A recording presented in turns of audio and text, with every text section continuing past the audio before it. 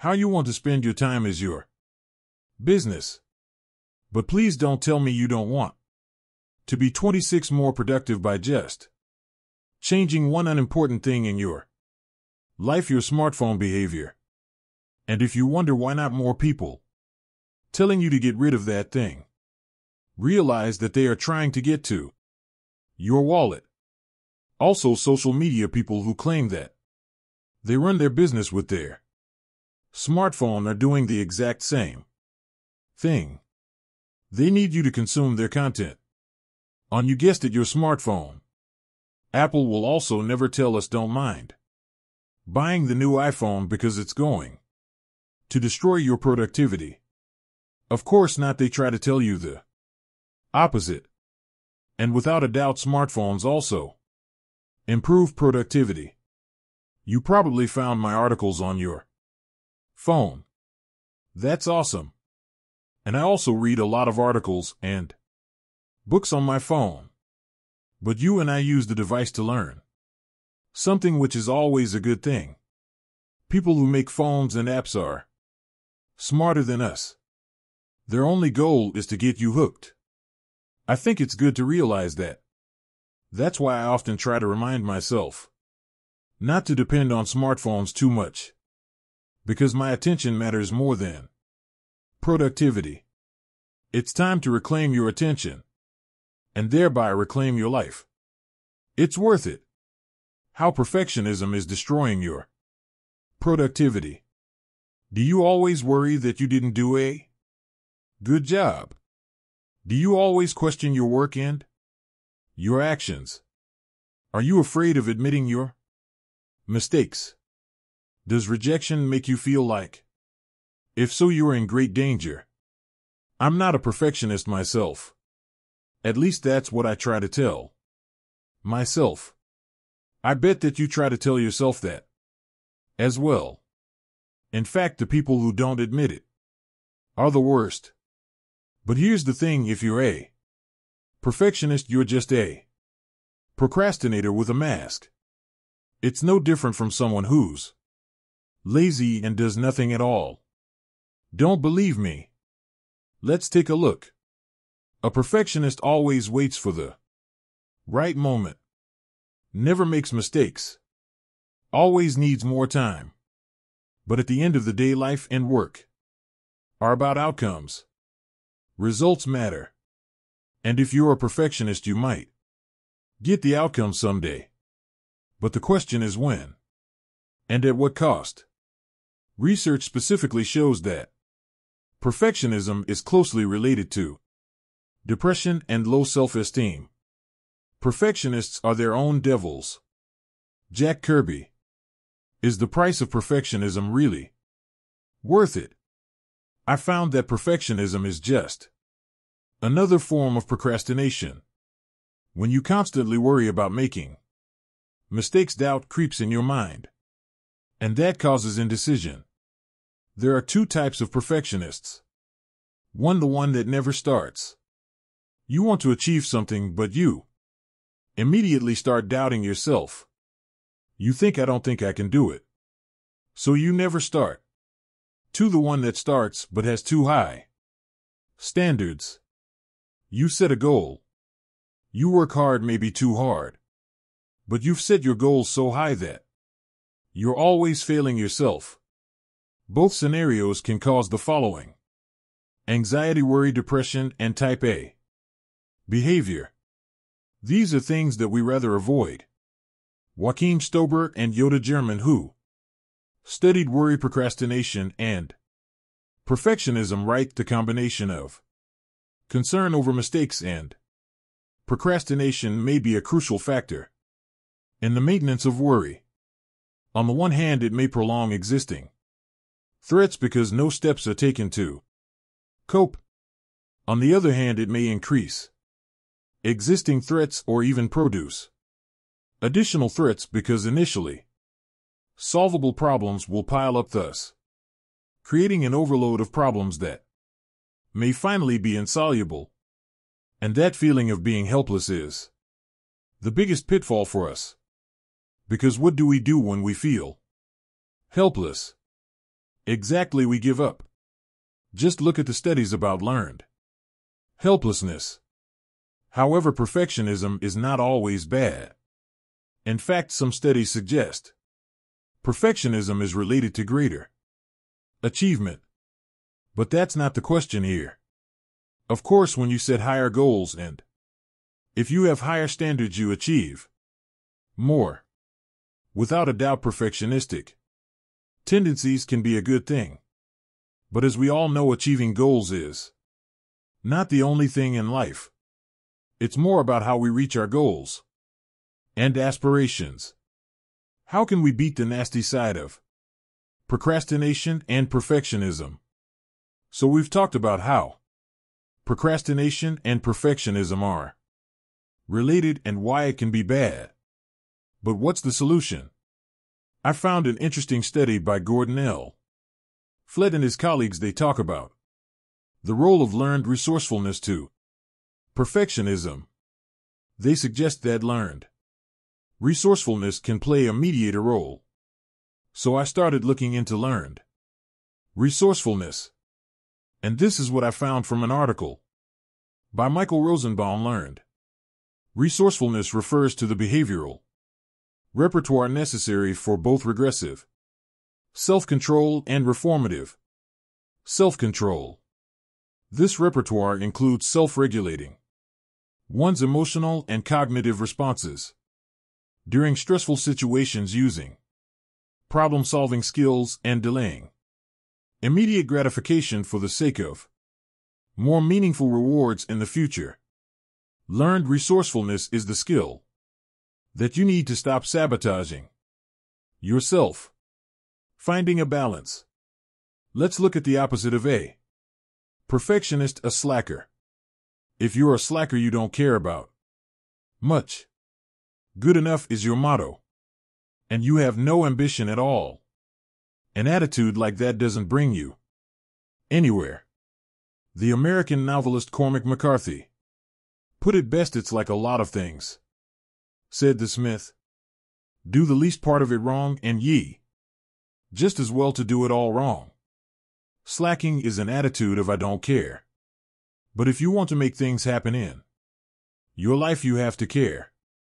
And what you want is to find a middle ground where your perfectionistic tendencies drive you, but you have the calm of a slacker, and you combine that with learned resourcefulness. So that's why I found a balance between perfectionism and slacking. It looks like this: do great work like a perfectionist, but don't give too much attention to your goals like a slacker. And finally, combine it with this resourcefulness. Goals can work well, but they can also be counterproductive. That's why you want to rely on systems. And when hits the fan, use your problem-solving skills to figure things out. To me, that's the sweet spot. Instead of beating yourself up when you make a mistake, or if you fail yourself, you just adjust or solve the problem. Avoid the perfectionist's favorite sentence: OMG, this is the worst thing ever. Also avoid the slacker's favorite sentence: I don't care. But instead you say, I've got this. So what's your current challenge? Actually, I don't even have to ask, you've got this. How to read 100 books a year. Does your reading list keep growing? Did you buy books that you've never read? It might be time to cross more books from your list this year than ever. If you're reading less than you want, you're not the only one.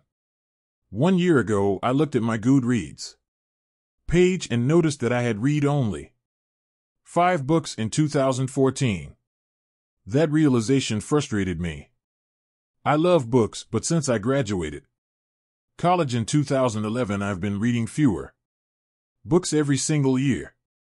My work and life got in the way of reading as much as I wanted. Why read 100 books in a year? You read because you want to learn from other people's experience. Otto von Bismarck put it best: fools learn from experience. I prefer to learn from the experience of others. If you want to get anywhere in this World, you need to educate yourself, and to educate yourself you need to read a lot. Here's how to do it. 1. Buy in bulk. It costs money to buy books, and it costs you time to read them. I'm assuming you have both if you're reading this. Everyone can make time. And if you don't have money, find a way to make or save money. As Dutch Renaissance man Erasmus once said, when I have a little money I buy books, and if I have any left I buy food and clothes. Be assured the money and time you spend on books are worth it. I can't think of a better investment. Books are only a waste of money if you don't read them. If you want to read more, you have to buy more books. Some people don't get it. They spend $200 on new shoes, but they find it ridiculous to buy 20 books from Amazon.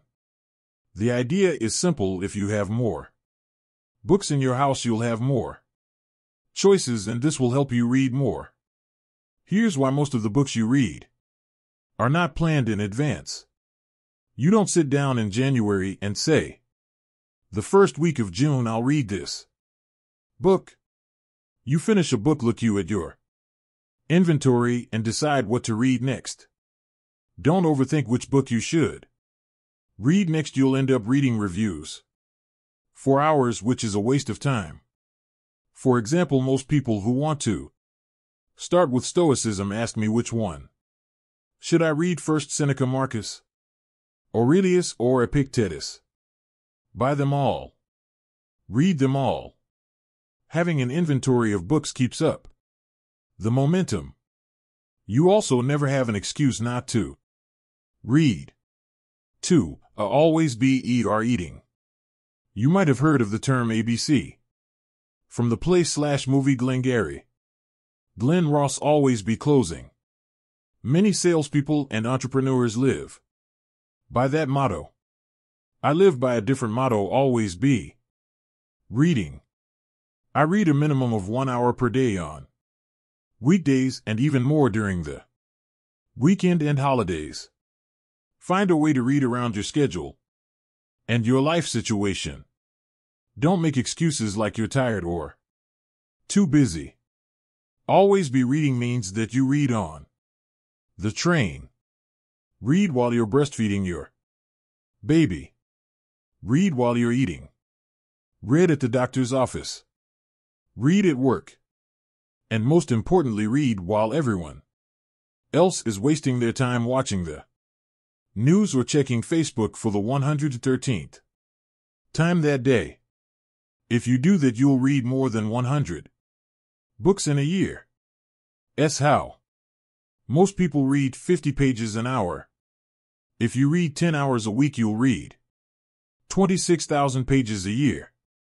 Let's say the average book you read is 250 pages. In this scenario, you'll read 104 books in a year. With that pace, even if you take a 2-week break, you'll read at least 100 books in a year. That's a good return on your time. Investment. What's the ROI of reading the news? I don't know exactly, but it must be negative. 3. Read relevant books only. Have you ever read a book that supposedly amazing and you don't get it? I wouldn't go as far as saying that any book sucks, because people spend a lot of time writing and editing a book. But not all books are for everyone. A book might be a bestseller, but maybe you can't stand the writing. Or maybe it's not the right time to read a book. In any case, if you can't flip through the pages, put the book away and pick up something you are so excited about that you tear up the pages. Read books that are close to what's going on in your life. There's a book for everything you can think of. People are writing books for 2,000 years, and there have been plenty of people in your shoes. Struggling teen, aspiring artist, broke entrepreneur, new parent, etc. Don't waste your time reading about subjects you have zero interest in. Instead, pick out the books that are related to your profession or hobby. Read books about people that you admire. Don't read a book just because it's a bestseller or a classic if it has no meaning to you. 4. Read multiple books simultaneously. There are no rules to reading, so you can do whatever you want. At times, I'm reading 5 books at once. I might read 50 pages of one book in the morning and then read another book in the afternoon. That's how I prefer it. Others like to read a book cover to cover and only then read something new. If you're reading something that's complicated, you might want to read something that's easier for the evenings.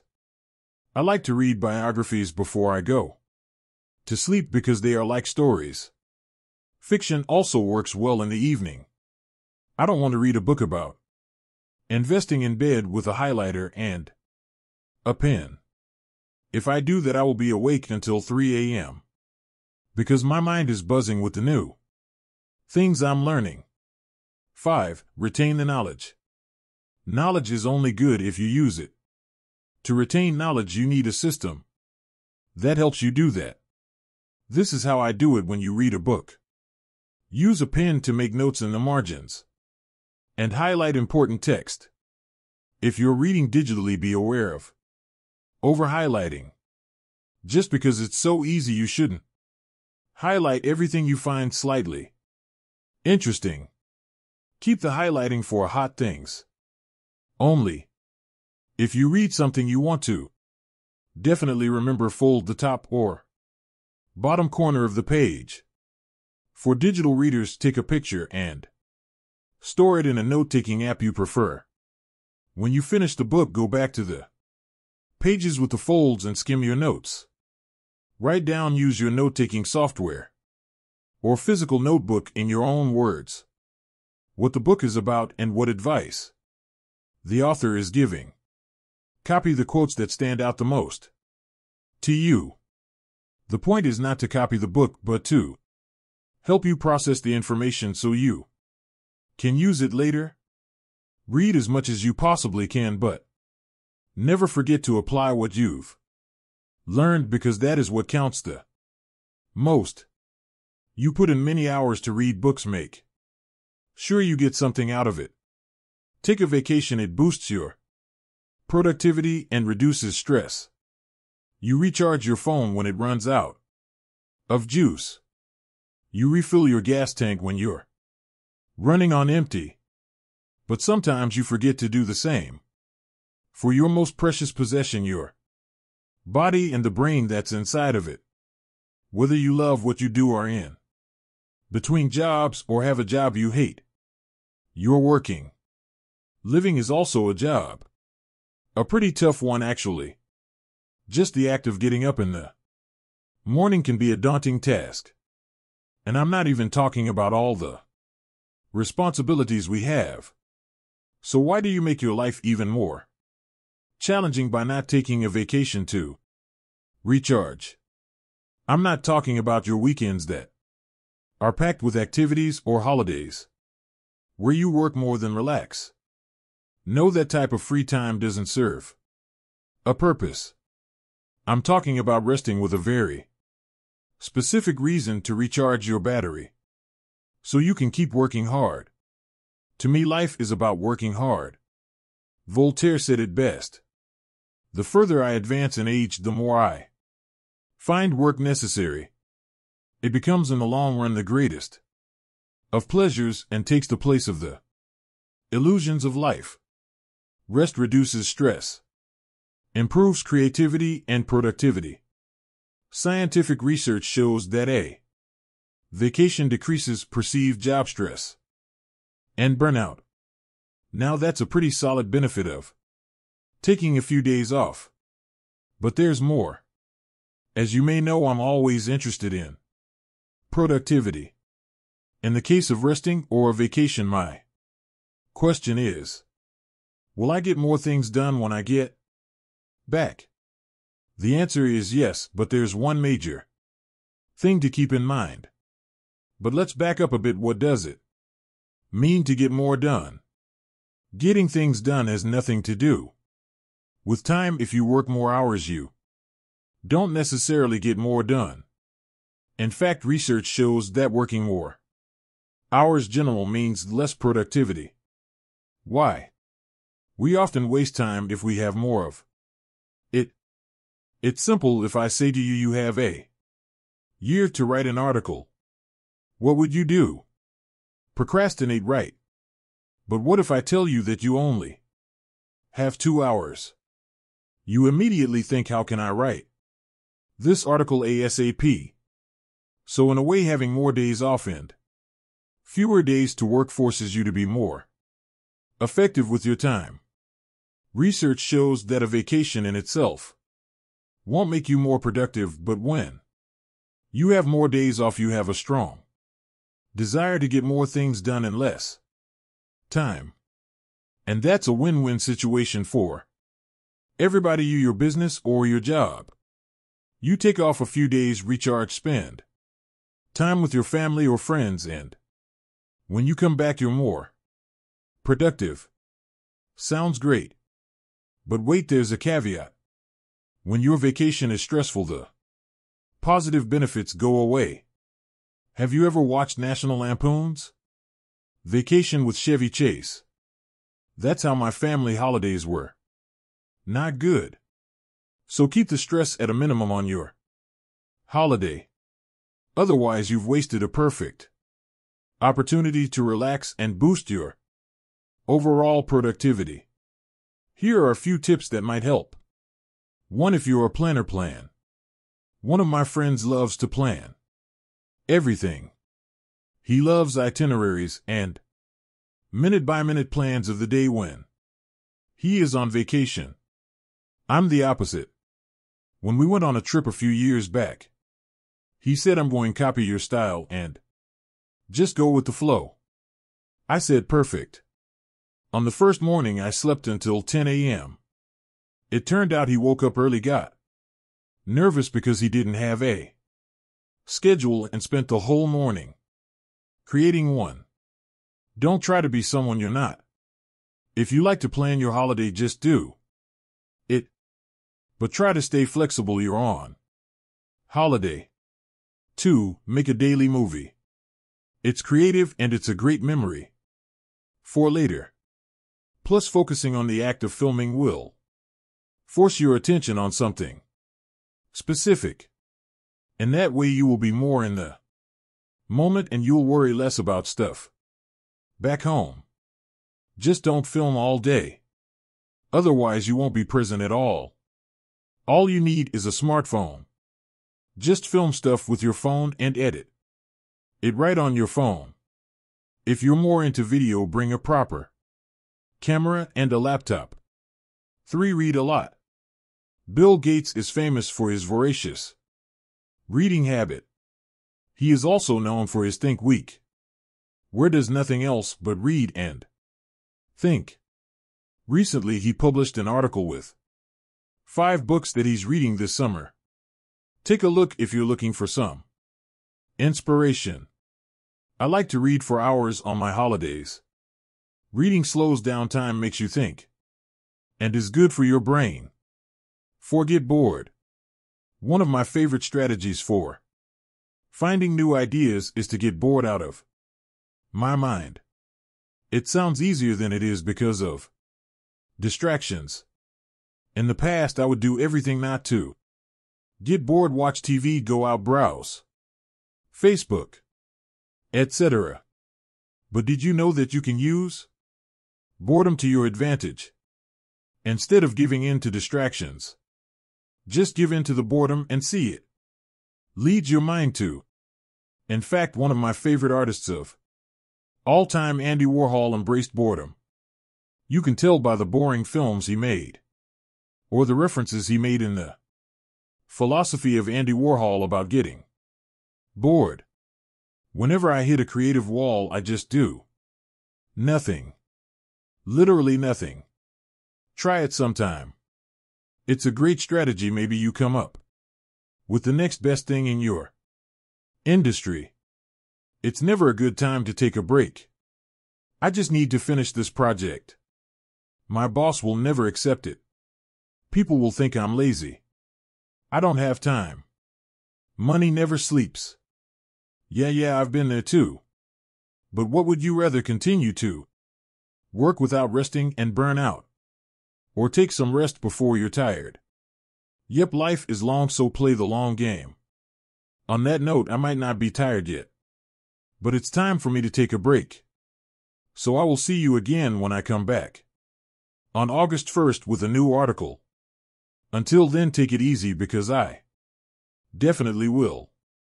P.S. For years I couldn't afford to go on a holiday. If you're in the same position, have a staycation. The above tips still apply. Eliminate mindless browsing. We all have days we feel unproductive or that we did not do anything. When you feel you are not productive, the chances are that it is because interruptions and multitasking drain your energy. When you juggle multiple things simultaneously, like sending an email, text a friend, and checking your Facebook, while you are in a meeting, you engage in context switching.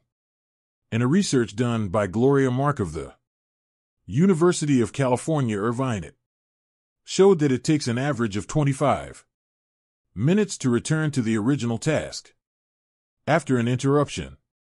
Since we are interrupted more than once, this adds up quickly, and before you know it, you feel like you have done nothing that day. Clifford Nas, a sociologist from Stanford University, has researched the impact of multitasking and found that people who engage in multitasking are suckers for irrelevancy. We engage in multitasking because we are distracted by notifications, which are addictive. We cannot control ourselves. We must look at the notification to see who or what wants our attention. Every time a notification pops up on our screen, we get a rush that releases dopamine. Dopamine is one of the body's happy chemicals. It controls the pleasure systems of the brain and makes you feel joy. This joyous feeling is addictive and makes us seek out behaviors that stimulate dopamine. You can think about food, sex, drugs, and the notifications you receive on your screen. While dopamine may cause a rush, it also exhausts us. That is why you still feel tired at the end of the day while you have not been productive. This is a harmful process, and we need to stop this pattern. The fix: eliminate browsing. Being productive can be as simple as taking control over your day. What harms your productivity the most is browsing. It absolutely kills it. We've all experienced a distortion in time when we are browsing. What? I just did nothing for 2 hours. Yes, we even do this at work. Take control of your attention and time. The point is, do something that's worth your time. Be conscious about your time and spend so it improves the quality of your life. 20 things that will make you more productive than ever. The last 3 years have been huge for me. I've got more things done than ever. Moved countries, bought an apartment in a small office building, spent loads of time with my family and friends, kept a healthy lifestyle, and exercised at least 4 times a week. Many variables determine your overall productivity. Tools, apps, or hacks don't work if you lack the right mindset, because productivity is a way of living. It's about achieving maximum output, getting done, and not wasting time. I think that output and happiness go hand in hand. To me, doing nothing equals misery. I want to share 20 things I've done in the past 3 years that have made me more productive than ever, in no particular order. 1. Always cut to the chase. With everything in life, there's a bunch of crap, and there's stuff that matters. Chit-chat, small talk, delaying waiting around, not speaking up is all useless. If you want to get done, you have to jump straight into the action. 2. Record all your thoughts and ideas. Similar to computers, we have a random access memory RAM. Your human RAM stores relevant, short-term information, but your RAM capacity is limited. When it's full, older information that you have stored will be deleted to make room for new information. You want to write down your thoughts to unload your RAM, which gives you more brain power. Even if you never take a look at that note again, it's still worth it. 3. Say no. When it comes to work, I say no to everything that doesn't support my goals and values. We live in an abundant world. There are always enough opportunities. In my personal life, I say no to everything that doesn't thrill me. When I think map about something, I always say no. That eliminates wasting time on that I'm not excited about. 4. Take a 5-minute break every 30 to 45 minutes. You can stretch your back, walk around, drink some water. But more importantly, you take your nose out of your work. When you come back to your desk, you might have new ideas. Or you might think, what am I doing? And stop it before you waste all your time. 5. Eliminate everything that distracts you. Willpower is overrated. If something distracts you, eliminate it. One of my friends has a news addiction. I suggested to get rid of his TV, delete his news apps, and block the news sites on his laptop. 2 weeks later, he told me that he's finally starting a business. Don't think you're immune to your distractions. Remove them. 6. Keep away clutter. A cluttered life means a cluttered brain. And with a cluttered brain, you can't get stuff done. I prefer a simple work and living environment. A desk, a laptop, and a notebook. Keep it simple. You don't need any fluff. 7. Focus on one thing some days. If you have recurring tasks, try to do as much of the same thing on one day. I write 2 to 3 blog posts on one day. The other days of the week I use for my other projects and businesses. On my writing days, I turn off my phone and just write. Nothing else gets in the way. 8. Stop consuming so much information. You don't need to read 5,000 articles on productivity. If you find useful information, try it. Don't search for more. Is not always better. You can only process so much of it. Stop consuming, start creating. 9. Create routines. Decisions fatigue your brain, and routines eliminate decisions, which ultimately means more brain power. Routines are not OCD, they are efficient. Use them. 10. Don't multitask. When you juggle multiple things simultaneously, like sending an email, texting a friend, and checking your Facebook while you are in a meeting, you engage in context switching. In a research done by Gloria Mark of the University of California, Irvine, it showed that it takes an average of 25 minutes to return to the original task after an interruption. That's a waste of useful time. 11. Check email twice a day. Every time you check your email, you get a rush of dopamine. I get it. Checking email feels nice, and most of us are addicted. While dopamine may cause a rush, it also exhausts you. That is why you still feel tired at the end of the day while you have not been productive. To minimize that, turn off notifications and check your email only twice a day on set times. 12. No smartphone during the first hour of your day. A smartphone's primary function is to interrupt you. But don't let other people or apps interrupt you during the first hour of your day. Take that first hour to think about the day ahead of you. Read a book. Enjoy your breakfast, coffee, or tea. 13. Plan the next day. Every night before I go to bed, I take 5 minutes to set my priorities. Usually 3 to 4 for the next day. That makes me more focused when I wake up.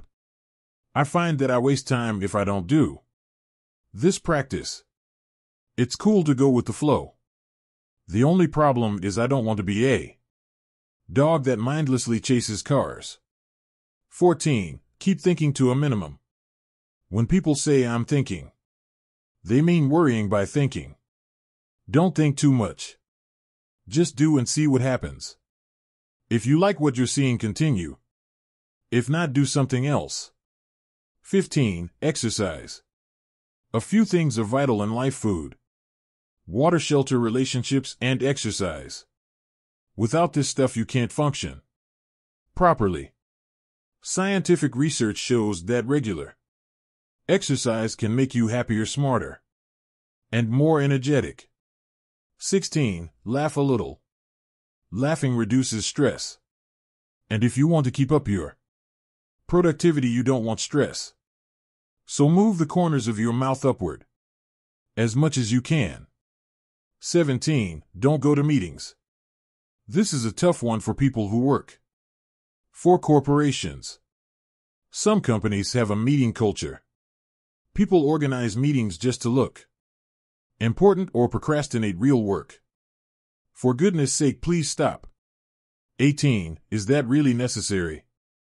Ask yourself that question as often as you can. You will find that your answer is often nope. So why do unnecessary things? 19. If you're having a shitty day, press reset. You might screw, maybe someone gets angry with you. Happens. Don't get down about it. Take some time alone, meditate, listen to music, or go for a walk. Try to get back on track. Don't let your day go to waste. 20. Do the work. Yes, talking about work is easier than doing it. Everyone can do it. But you're not everyone, right? You're a productivity beast.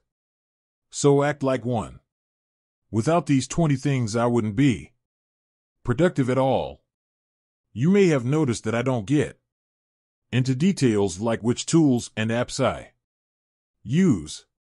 I don't think that stuff matters. It's about creating a productivity mindset, an environment that lets you thrive. I only care about getting things done in a fun and not stressful way. That makes doing work way more fun and rewarding. Here's why time off work actually improves your work in life. What do you do when you feel tired or overwhelmed? Do you power through? Or do you take some time off? In the past, I thought that you should always power through no matter what. Now I still think that way when it comes to life in general. You can't quit taking care of yourself and your family. A sense of responsibility is one of the most powerful motivators in life. But I'm not talking about a lack of motivation here. I'm talking about taking time off work. But there's still a massive taboo on taking time off. Some people think it's for losers. Others think it's about escaping your work. After all, if you love your work in life, why do you even need a break? Good point, smartass. Here's why time off actually improves your work in life. Leonard Medino, a physicist who also co-authored 2 books with Stephen Hawking, recently shared scientific research in his book Elastic about taking time off. He demonstrates that taking time off work improves our well-being. Though some may consider doing nothing unproductive or lack of downtime is bad for our well-being, because idle time allows our default network to make sense of what we've recently experienced or learned.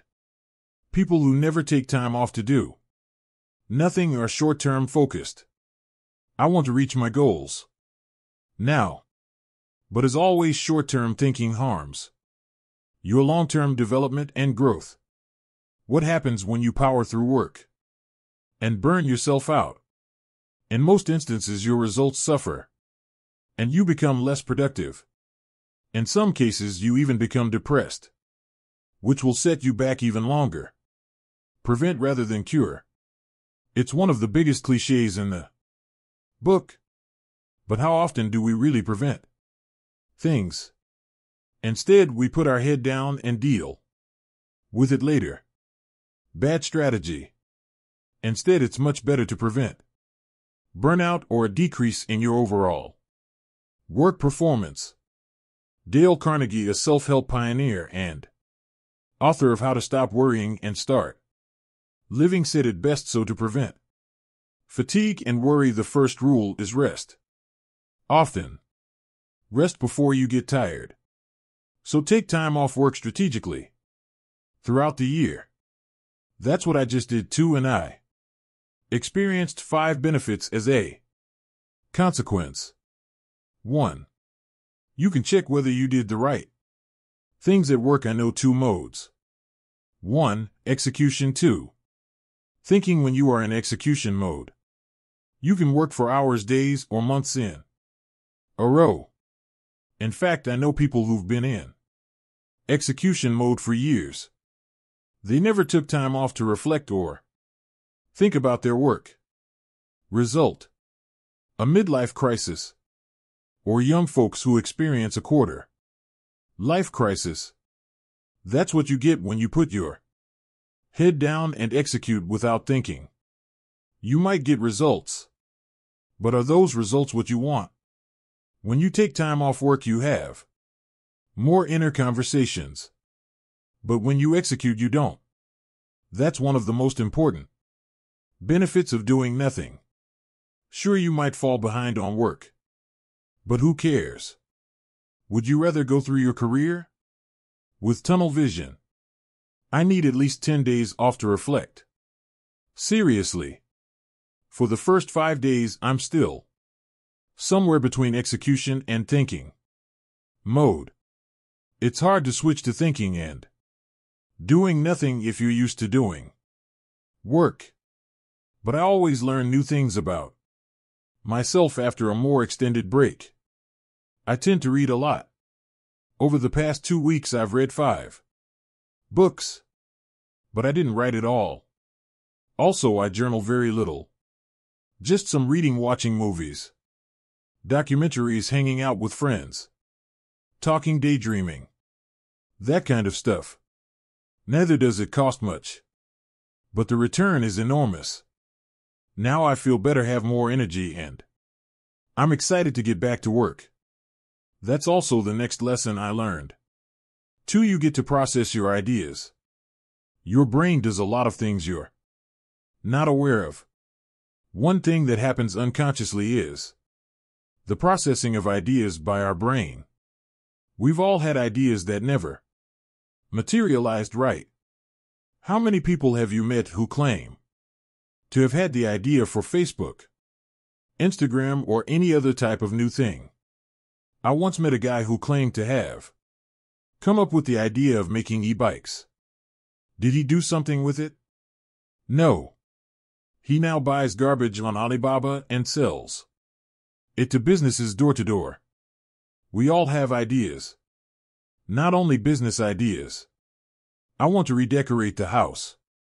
I want to drive from NYC to LA. I want to write a book.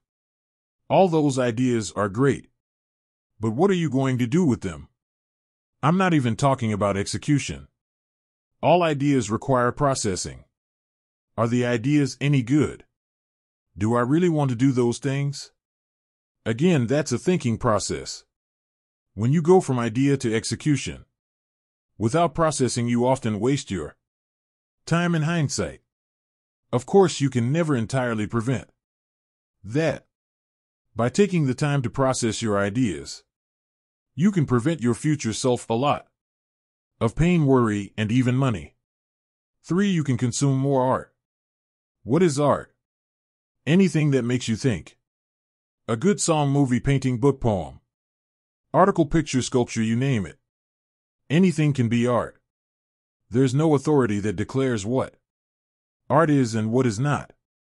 I get a lot of my inspiration from art. I can't imagine what life would be without it.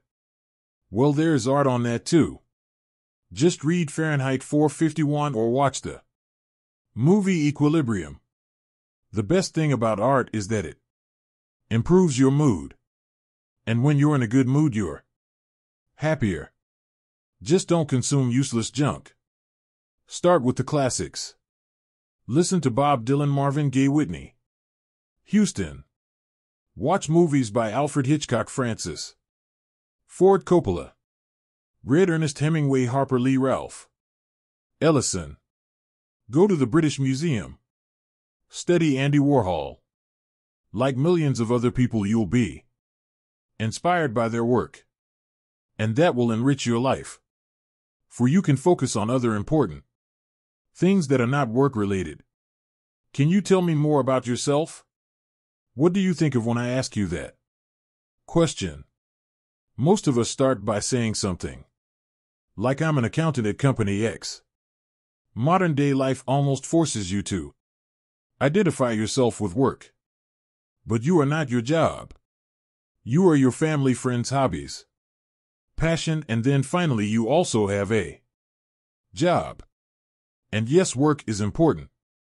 But so are the other things. So never neglect the other important things in your life. Cultivate the relationships you have with your family and close friends. Do things together. Go on a family holiday.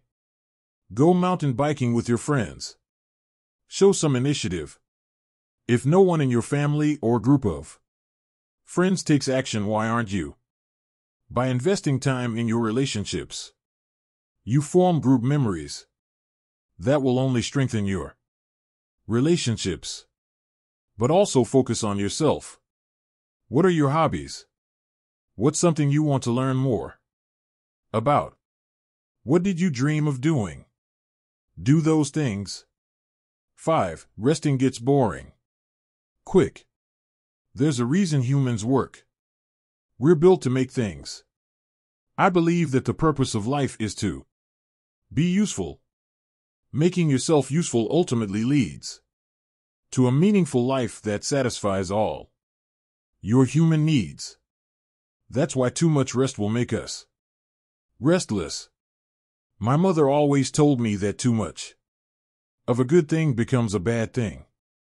She told me that when I wanted to hang out with my friends all the time and when I had my first girlfriend. It's true. Too much rest like work is not good. Our bodies and minds are made to use. Hence the final lesson I learned from doing nothing is this: after rest comes work. And what comes after work? If you answered more work, you didn't get the point. You probably need some rest. Time blocking improve your focus and get more meaningful work done. Do you have a list of priorities or goals that you want to achieve this year? And do you struggle with allocating time to them? I'm no different. Life can be messy.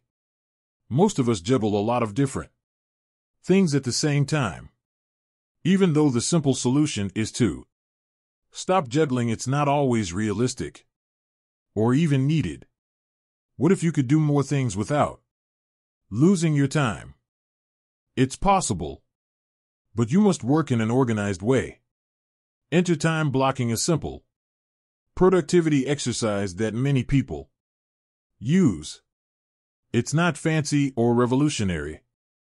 The only thing you need is a calendar, which is something everyone with a smartphone and computer has.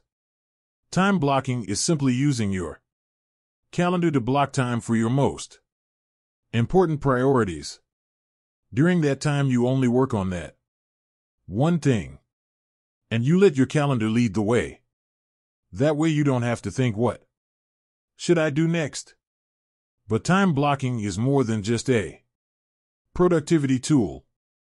It's about self-awareness.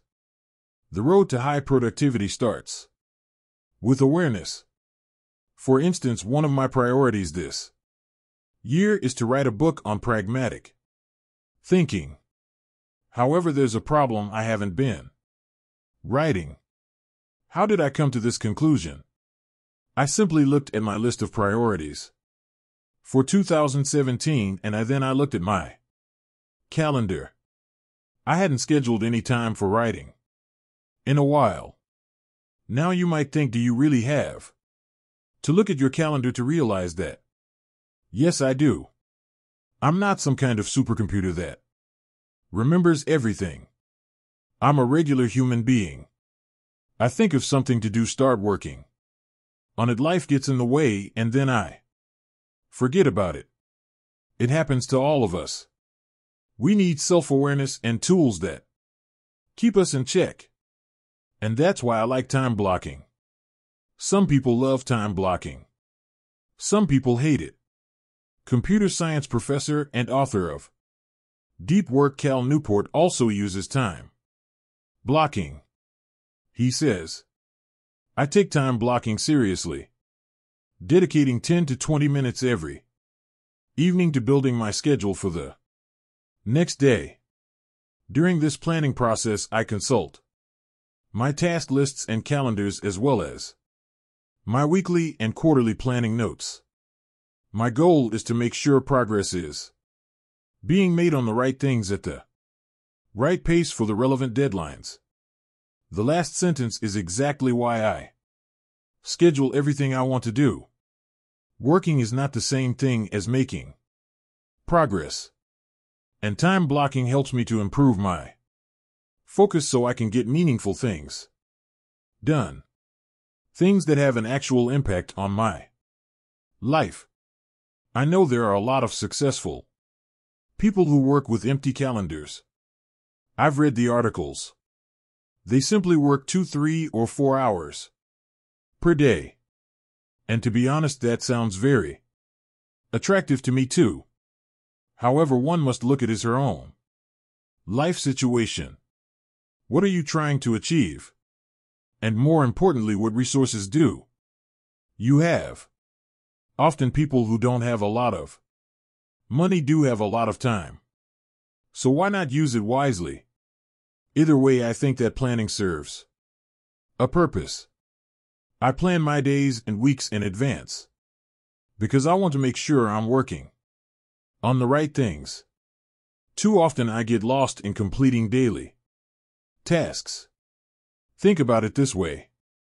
I'm pretty organized already, and I only work on one big thing per area of my life. But there are many different areas of my life: my family, business, my blog, podcast, online courses, relationship, friends, investments, etc. It might sound like I'm doing many different things, but it depends on how you look at it. Everything I do leads to one thing: living a meaningful and independent life. But let's not get philosophical here.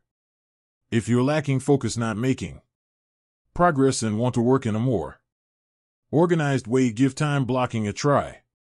Here are some things I've learned that may help. Take 10 minutes every evening and plan your next day. Rearrange blocks if you must create time for other important things. Use recurring blocks for recurring tasks. For instance, I've scheduled 2 hours to write my new book every Tuesday and Thursday. Don't overschedule. Realistically, you can't be productive 10 hours straight. Give yourself some time between tasks. And always schedule more time than you think you need. Wow, that sounds like too much planning to me. No problem. Plan less. There's always a counter-movement for everything. People who do the exact opposite and advocate an anti-productivity lifestyle. You know, folks who claim they have empty calendars don't care about anything in life. People who pretend they are always enjoying themselves. They like to go with the flow and daydream. You know what that reminds me of? Those kids in school who always said, dude, I didn't have time to study for this class, but always ended up getting straight A's. People just want to make you believe they don't work hard. It's a facade. And when they do well in life, it seems like it came easy. As far as I know, achieving meaningful things is hard. I don't think there's anything cool about pretending it's easy. Nor do I believe that it's cool to work yourself to death. I often think of this question: are you an amateur or a pro?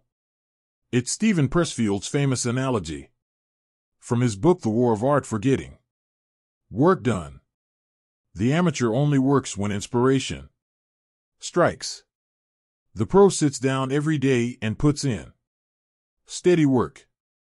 The key is steady, not irregular or extreme. I stopped working out daily. Here's what happened. For the past 3 years, I've been setting a yearly focus for my life. In 2014, I wanted to work abroad and travel as much as I could. In 2015, I wanted to read more than 100 books in a year. And in 2016, I wanted to work out every day of the year. I've done those things. I love setting a yearly focus because it gives you a clear idea of what you want to do with your time. You'll be surprised what you can do in a year if you put your mind to it. This year, my focus is to write more books, even though it's not going great. I'm still working on that. But at the same time, I also don't want to stop reading and working out. However, that's sometimes more complicated than it sounds. In January of this year, I got the flu. And when I came back to our family business, I underestimated how much work I had to catch up with. I also wanted to keep creating new content for my blog and online courses. I thought to myself, I can't do everything, so I'm going to cut back on daily exercise. Big mistake. Here's what happened. Instead of daily exercise, I went to the gym 2 to 3 times a week. And I ran once a week.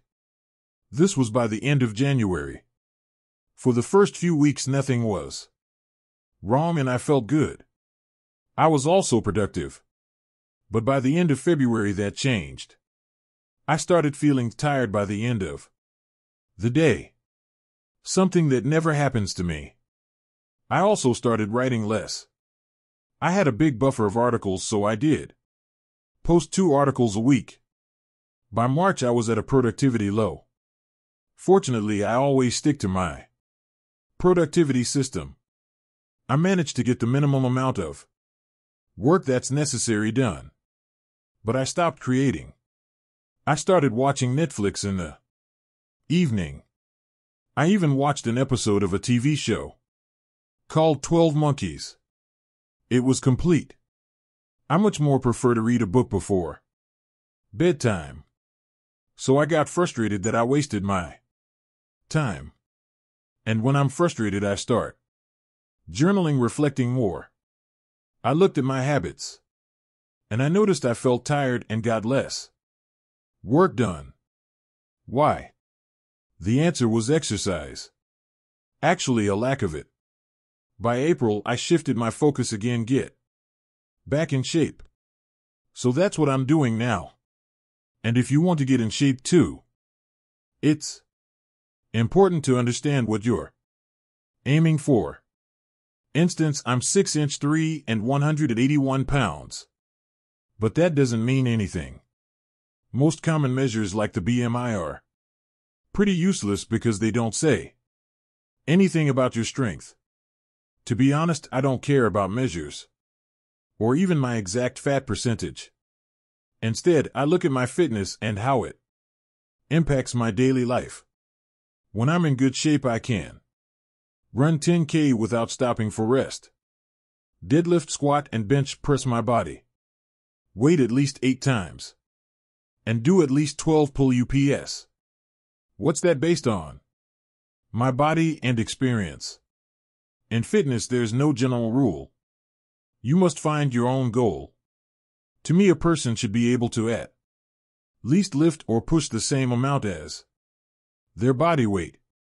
That helps you to function properly in daily life. When you're in good shape, you'll have more energy and focus. Want to find your fitness goal? Read books about fitness and health. Watch YouTube videos, talk to experts, and then create a program that's for you, not a 21-year-old bodybuilder. Also, you don't have to lift weights. Find something you enjoy and challenges you physically at the same time. The cold reality is that if you don't use your strength and stamina, you lose it. But that doesn't mean you should neglect it.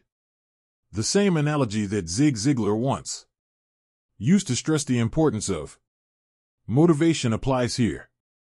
People often say that motivation doesn't last. Well, neither does bathing. That's why we recommend it daily. So if you're not working out every day, you're not doing yourself a favor. The quality of life decreases when you stop working out and stop looking for silver bullets to feel better. I know it's not advice most of us like to hear. Exercising is hard. But that's the whole point. The easiest solution for a good life is right at your disposal, your body. Are you neglecting it or strengthening it? If you want to be more productive, research shows you need a break. Do you spend the majority of your day at your desk? And do find it difficult to concentrate throughout the day? There's a simple solution to improve your productivity and focus. How can I get more stuff done without being distracted? That's a question I often get. It's human nature. We always want to improve output. For machines, it's straightforward. You improve speed. Machines get faster and better every day. But what about your personal productivity? I've read dozens of books on productivity. I've read countless articles on time management. And I've tested different methods to boost my productivity. The idea is simple. I want to get more done in the same amount of time. I'm not looking for shortcuts or hacks. So I have to do less work. I don't mind working. What I don't like is the feeling of wasting time on stuff that is meaningless. Sometimes I start by watching one YouTube video and boom, 2 hours have gone by. And then I get frustrated with YouTube. But that doesn't make sense. It's like getting angry with alcohol. After you've spent a night boozing, it's not the alcohol, it's you. You just couldn't have one drink or watch just one video. Couldn't you? I found a way to eliminate that frustration with the distractions of work, not boozing, which makes it a lot more fun to work and less stressful. The solution is simple. Take a 5-minute break after every 30 minutes of work. It's also called the Pomodoro technique. The reason this method works is also simple evolutionary biology. The human brain can't focus on a single task for long periods. Our brains are meant to ensure our survival. To protect us from looming threats, the brain is in a constant state of alertness. So focusing on one thing for a long time is hard for your brain.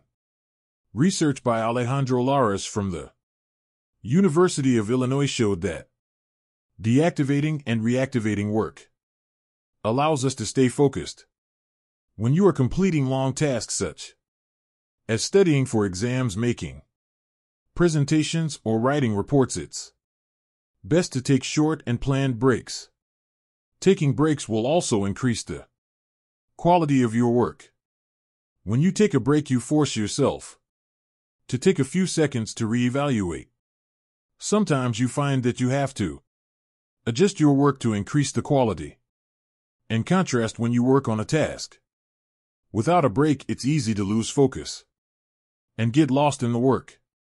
That's why the 5-minute breaks are equally important as the 30 minutes of work. Take your break seriously, see them as a reward.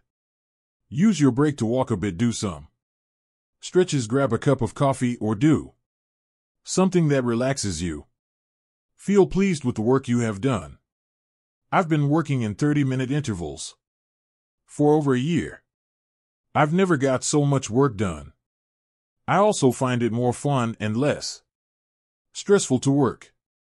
I've experimented with different time intervals, 25, 30, and 40 minutes breaks. And 45 minutes is pretty much the maximum. Some research shows that it's counterproductive to focus for longer periods of time. So you can experiment with how long you prefer to work before you take a break. If you want to try this method, here are a few other things that can help. Use an app to set the 30-minute interval. I used to Mighty. Assign just one task to every 30-minute interval. Don't skip your breaks. Don't check your email during your break. Take a 15-minute break after 4 intervals. Don't accept interruptions or false emergencies when you're in a 30-minute stretch. Set a daily goal. For example, doing 10x 30-minute intervals results in 300 minutes of productive work. With all the noise, it's easy to forget the importance of taking breaks. You don't need to read another article about productivity. Instead, take a break. Sometimes we get lost in the lists and productivity hacks. The truth is that no matter what you do to improve your productivity, you still have to do the work. So you might as well get those 5-minute breaks to recharge. Part 3. Achieving more. A man who chases 2 rabbits catches neither. Chinese proverb. Don't know what you want. Improve these 7 universal skills. What does success look like? What do you want from life? What career do you want? Most of us answer, I don't know. And you know what? There's nothing wrong with that. And yet we think it's the worst thing in the world if you don't know what you want to do in life. We say, OMG, I don't know what I want. And then we have a full-on panic attack. Be honest, it happens to all of us. Especially when you see that your old college friend just got married. Or that your coworker who started at the same time as you just got promoted. It's at those moments of weakness when we shine a spotlight on our own uncertainty about life. One of the biggest thinking errors that I've made was that I thought I needed to know what I exactly wanted to do with my life. The truth is that no one knows what they truly want, except the uncertainty. You could get killed by a cow tomorrow. Really happened. You could lose half of your money on the stock market. Your property could go up in flames. I don't have to tell you all those things. But we must realize that we don't have the answers to most things in life.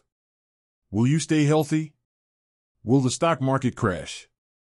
Will your business continue to prosper? No one knows. That's the beauty of life. Eleanor Roosevelt said it best, if life were predictable, it would cease to be life and be without flavor. Some people ask me, why do you read so many books? There's no way you can apply everything you learn. They are right. I cannot. Why do I still read about all kinds of different topics? There might come a time in my life where I will need one particular piece of knowledge. And that one time I need it might just change the whole outcome of my life. I'll give you an example. In 2015, after my friends and mentors told me I should share my ideas about productivity, life, and business with Others, I seriously started thinking about doing it. But there are many ways you can share your knowledge with others. You can give training to groups and host seminars. You can coach people individually. You can create videos for YouTube. You can give talks at conferences. The possibilities are endless. But because I've always had an interest in writing and had read so much about it in the past, I realized that I should start with written ideas. That was the easiest way for me to get started. I had also learned all about creating websites in the past, so it was very easy for me to get started with all of this. In fact, I created a website in a day, and I started writing every day for a month. The result: a book and a bunch of articles.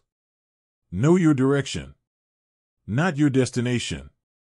When I read about writing and building websites years ago, I didn't know I would use that knowledge to build my own blog. To be honest, I didn't know what I wanted. I only knew what direction I wanted to go in. I knew I wanted to make a contribution and do work that I enjoyed. So it's not important to know exactly what you want to do with your life. People change. Economies change. So it's not even realistic to boldly claim I know what I want. The only thing every person needs is a sense of direction, a vision of where you'd like to go. Look, you don't need to know your exact destination. You often read about people who say they always knew what they wanted. But that's just a small portion of the population. I've personally never met someone like that. Most of us don't have that conviction from day one. It grows over time. If you can't decide what direction you want to go in life, that's automatically your number one goal in life, to figure out where you want to go.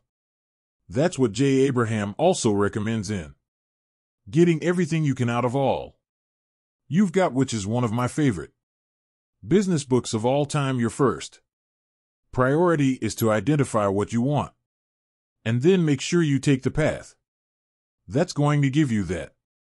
There's nothing sadder than to see someone get to be 75 or 80 years old and look back regrettably because they pursued the wrong target.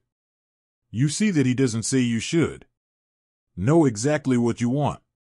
That would not be realistic. Instead, we need to know where we're roughly going. I know it remains intangible, but that's the only helpful answer that I've found in life. Work on universal skills while you're figuring everything out. Don't waste your time watching hours of TV, drinking booze, or eating junk food. Spend your time usefully. Learn skills you can always rely on. Need some inspiration? Here are a few skills that I'm constantly working on. 1. Self-discipline. Get better at ignoring the negative voice in your head. Get out of your bed. Go to the gym. Don't listen to "I don't want to." Personal effectiveness. Learn how to maximize the results you can get during the 16 to 18 hours you're awake. Get more done effectively. 3. Communication. We think we're all master communicators, but the truth is that we suck.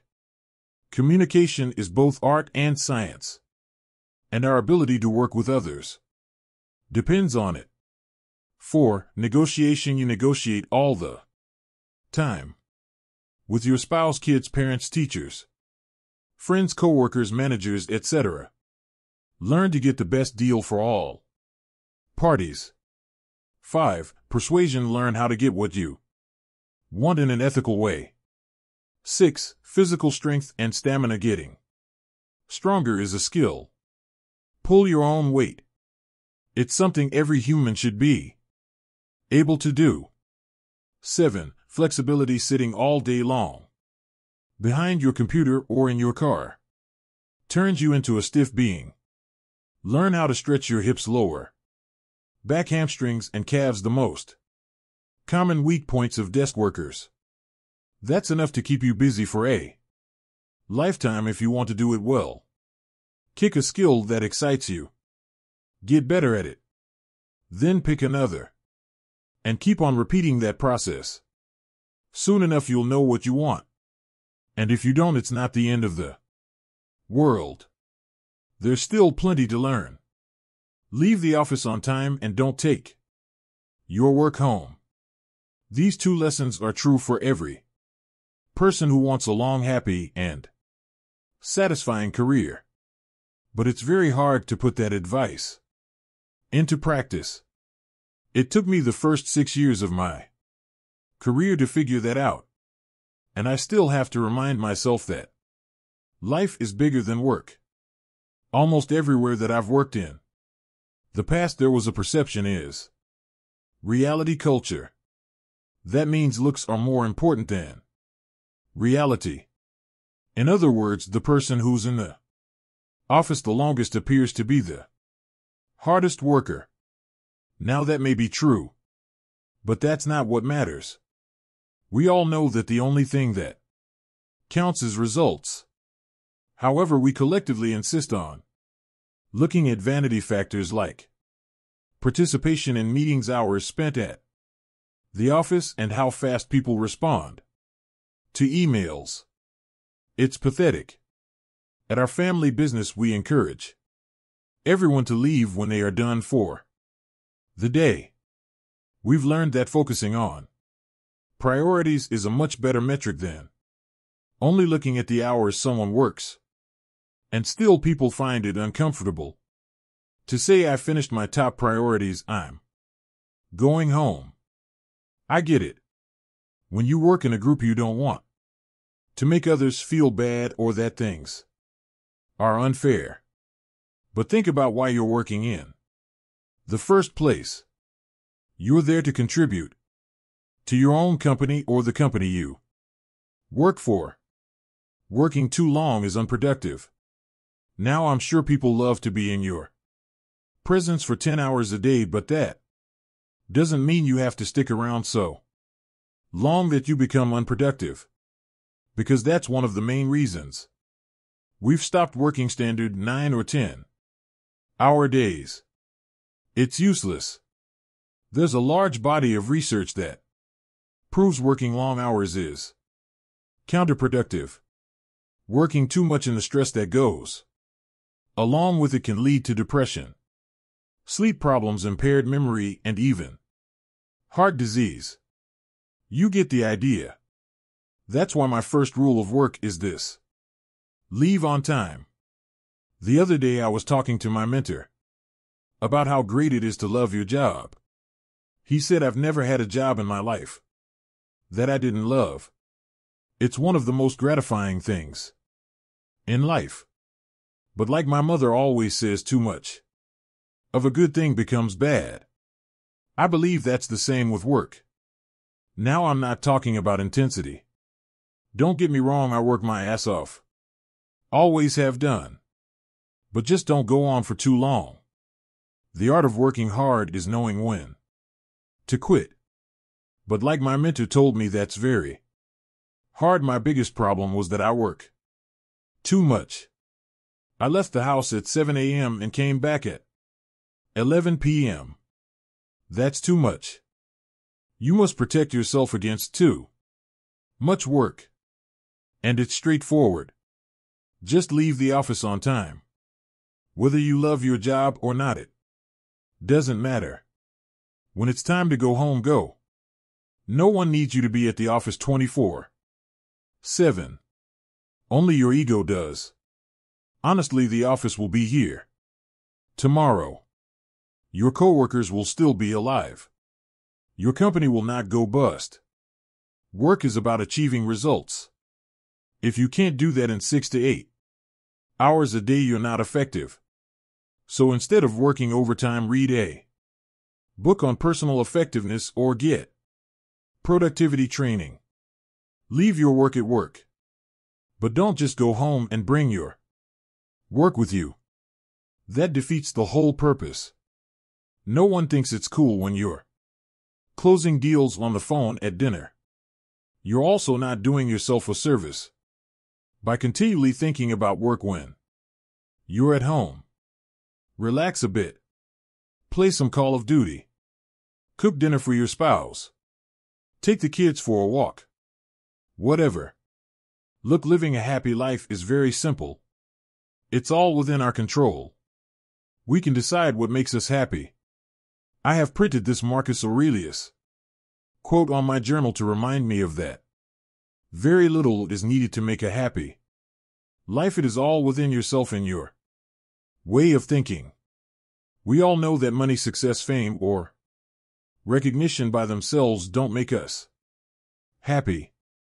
And yet we work too much to obtain those things that don't even make us happy in the first place. So why do we keep working too much that it hurts us?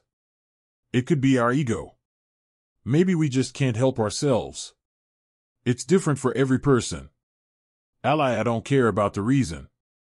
All I know is that too much work has a negative impact on the quality of your life and work. What matters is that we protect ourselves from our own stupidity. We're just like kids. We need rules to live happily and safely. That's why the first rule of work is that we leave the office on time. The second rule is that we don't take our work home. And the third rule, let's not worry about that for now. We'll get to that another time. It's time for me to go home. Consistency is key, improved by 0.1% every day. Do you ever worry about things you don't control? If you do, join the club. It happens to all of us. But worrying is a waste of time and energy. Imagine the following situation you make. A mistake at work that upsets a client. Maybe you send someone a wrong email. Maybe you forget to solve a problem. It doesn't matter what it is. Imagine that something goes seriously wrong at work. What do you do when you find out? Do you stress out? Feel uncomfortable? Blame yourself? Blame others? Think it's the end of your career?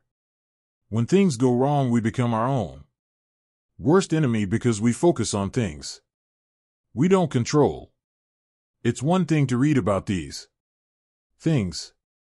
It's another thing to actually put it in practice. Because when hits the fan, it's natural to panic. Instead of thinking, take a step back and focus on what lies within your control. What do you control? Essentially, we only control our own actions and mindset. We determine our desired attitude. Judgment's determination, that's about it. Anything else we have no control over. So it makes no sense to worry about things that are not on that list. That's a Stoic philosophy exercise. Something that exists for centuries. And the best thing is that you can immediately apply this to your life. Next time you catch yourself worrying about a situation, focus on the things you control. What counts is that we do the right thing, because that is all we can do. We don't control outcomes. Do you see? 1. Made a mistake. Correct it. 2. Something goes wrong. Find a solution. Also, never be surprised when bad things happen, but rather expect them to happen. And that way you will never be caught off guard. Similarly, when you're struck with bad luck, don't complain and say stuff like, "Why me?" Instead, accept it and then focus your energy on finding a solution. Always keep a positive mindset. Why this exercise improves productivity. I'm often asked, what does philosophy have to do with productivity? Well, if you want to be productive, the most important thing is consistency. Productivity is not about eureka moments, your big break, pulling off all-nighters, or drinking Red Bull all day. If you want to achieve things in your life, it's about aiming for daily progress. You want to exercise, read, work, learn. Study every single day. Inconsistency is the enemy of results. And that's why I practice Stoic and pragmatism philosophy to improve my mental toughness. It's also a big part of my personal productivity system, Procrastinate Zero. I don't want ups and downs because that hurts productivity. Instead, I want to progress 0.1% every day of the year. And that's a very realistic goal. Try it and maybe it will change your life too. Who says you have to get out of your comfort zone? I love my comfort zone. To me, that's where the real magic happens. In my comfort zone, I have my family, friends, work, music, books, movies, bike, gym, park, you name it. Everything I love. And from that place of safety, I'm more open to trying new things and take risks. I've never believed the idea of that stupid little drawing. You know what I'm talking about, right? Your comfort zone. A little circle where the magic happens. A big circle that stands for the promise of success. As if magic only happens when you step outside your comfort zone. That's ridiculous. And while we're at it, why pretend as if your comfort zone is bad? It's this pathetic little circle displayed against the bigger magical circle. Sure, I'm all about pushing yourself, trying new things, moving forward, growing, etc. But in contrast to many popular self-help people, I don't believe the comfort zone is a bad thing. Call me a pessimist. Call me stoic. But more than anything, I'm merely a practical person. And practically speaking, you don't even want to make a huge leap outside your comfort zone. In fact, I believe in the slow road to magic. Where's the magic people talk about? I found that I do my best work when I don't worry about money, finding new friends, getting familiar with a new environment, and anything else that is related to always moving around. But don't get me wrong. I'm not saying I prefer to stay put. Stagnation is a death sentence for me. I believe that there are different phases of life. Sometimes you take it easy, work on your skills, your character, you invest in yourself. And sometimes you just go out there and take a chance. Life's too short to be a wimp. But those two things are interconnected. If you don't work on yourself and if you lack self-confidence, you will never take a risk. For years, I wanted to do what I'm doing now.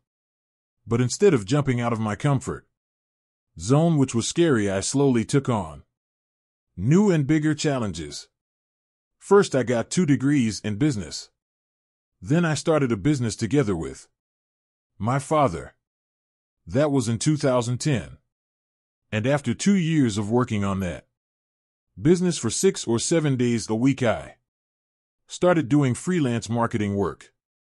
Again, after a few years of freelancing and starting and failing other businesses on my own, I took a job at a research advisory firm because I wanted to know how it is to work for a major corporation. And after doing that for a year and a half, I finally decided to write and talk about productivity, career, and entrepreneurship on the internet. By then, I'd been doing the things I write about for more than 10 years. And yet I don't have all the answers. I just share the stuff I've learned. So it would be ridiculous if I would join people who scream, if you want to be successful, all you have to do is step outside your comfort zone. Now, well, have you ever stepped outside your comfort zone? Even just a little bit counts. And what did you find? A leprechaun with a bag of money. Not going to happen. That comfort zone is just a story. It might motivate some people, but you don't have to believe it if you don't want to. It's just like when people claim you have to wake up early if you want to be successful.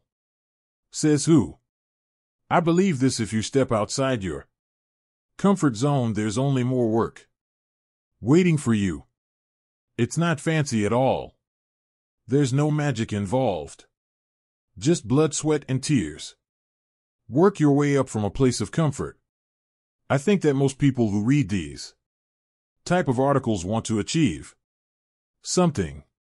Maybe you want to quit your job, start a business, grow your business, become an artist, publish a book, whatever. And you probably also know that it's not easy. So why do you make things even harder for yourself by doing that makes you very uncomfortable? Instead, start from the very bottom. Build a strong foundation. Get comfortable before you do scary stuff. How does that foundation look like? If you want to live stress-free, you need enough money in your savings account so you can live and eat for 6 months in case things go south. See it as a fail-safe system. Again, that's my practical mind speaking for me. Make some calculations and figure what that number is for you. And don't even think about taking a risk before you have that money on your savings account. Also, build a skill set that's worth something.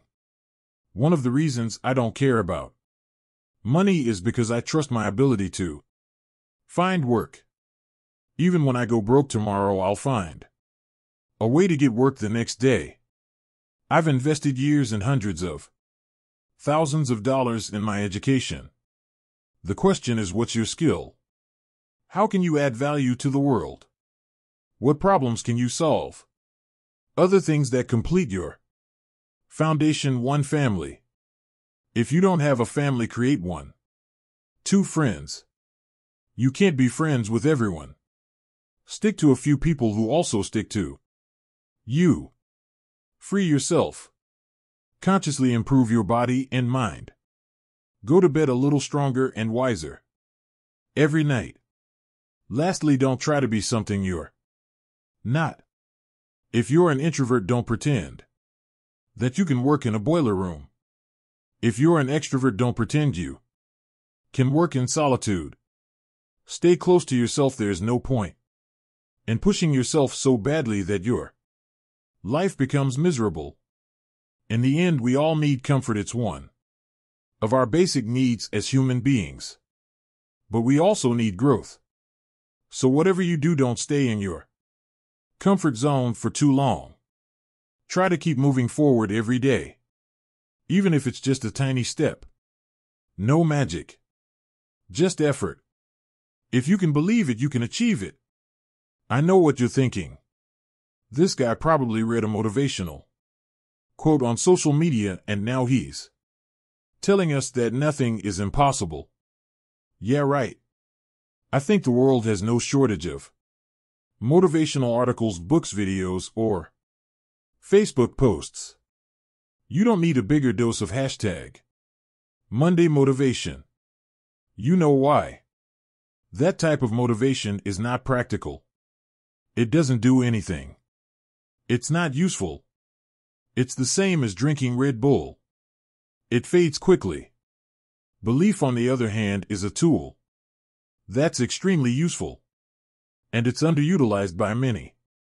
The problem is that most of us lack belief. And when I talk about belief, I talk about it from a practical point of view.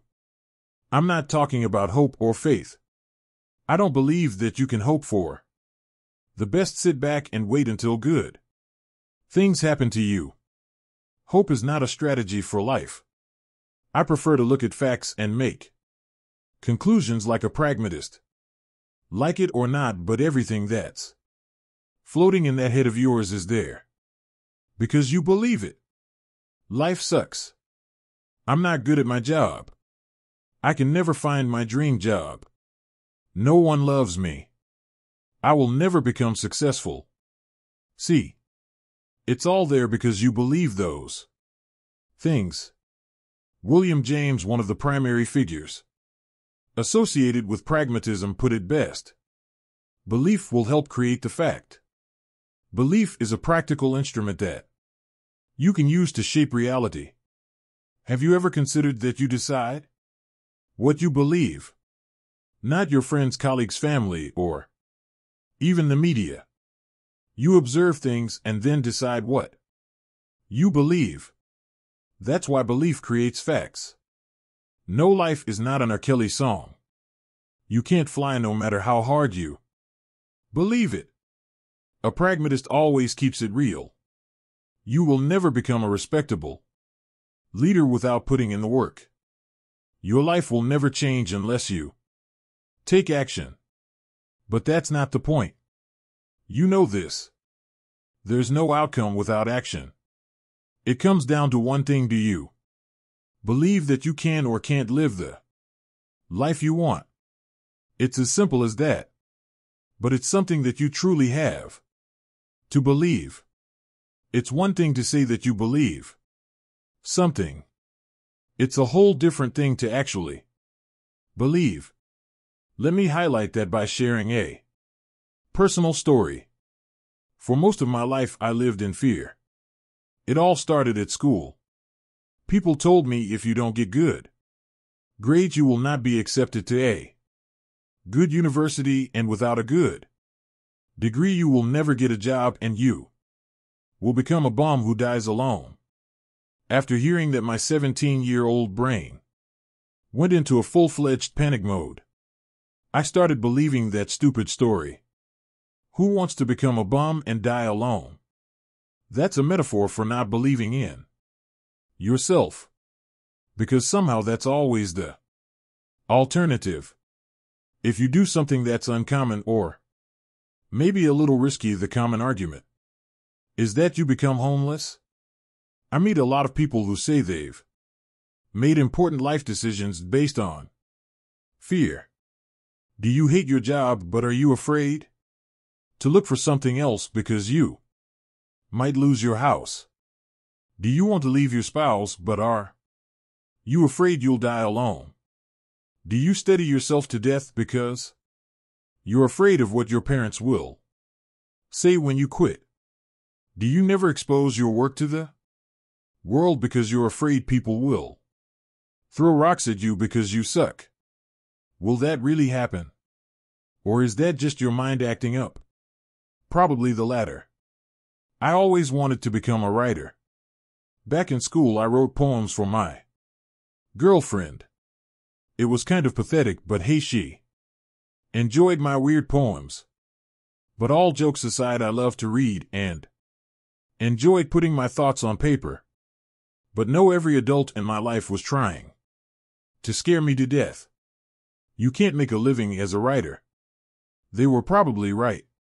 It's not easy to make a living by writing. So what? Everything that's worth it is hard. I didn't realize that back then. So I gave up my goal.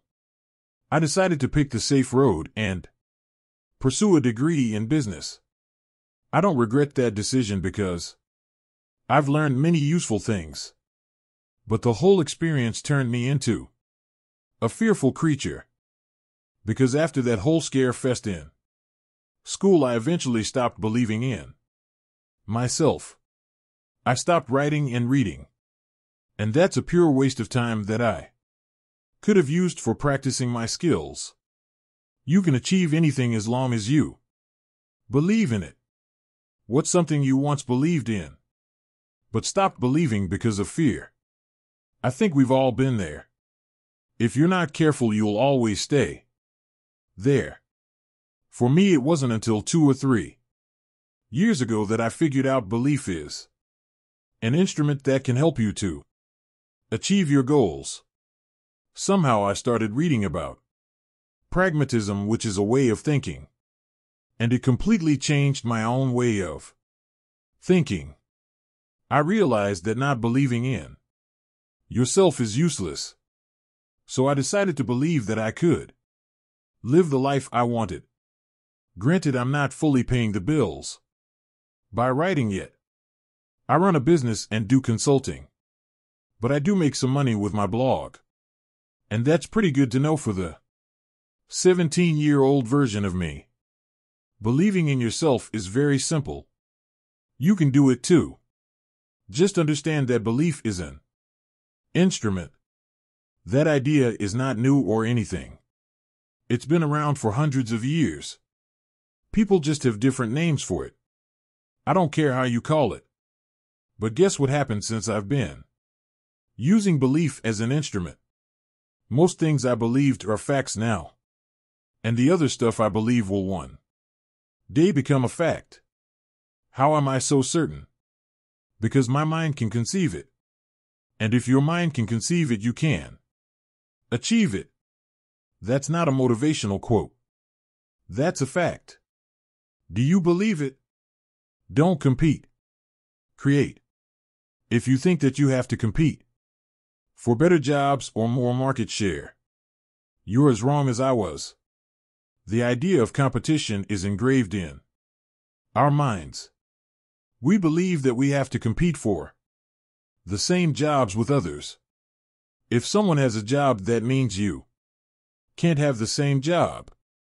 And if a company has a certain market share, that means you have to compete with that company to win a piece of their share. At least that's what conventional advice says. It's also what I learned in business school. My entire education was based on competing with other businesses. And almost every business book that I've read also assumes that business is competition. They couldn't be more wrong. When you assume that you have to compete with other businesses or people for money, jobs, or attention, you're engaged in limited thinking. Instead, we must adopt an abundance mindset. Wallace D. Wattles, one of the first famed personal development authors, said it best: you get rid of the thought of competition. You are to create, not to compete for what is already created. You do not have to take anything away from anyone. The biggest mistake that conventional business thinkers make is that they believe supply is limited. But that's not always the case. But even if it was the case, it's harmful to adopt that mindset. I think that most people, entrepreneurs and those who are employed, are afraid that someone else beats them to it. Right. We fear that we lose our clients' business contracts' attention, and that we lose everything we worked so hard for as a result. But that's exactly the problem. Fear begets fear. When you're afraid that you won't be able to grow, what will happen? Exactly, you won't grow. Life is abundant. A quick look at history shows that mankind always kept moving forward.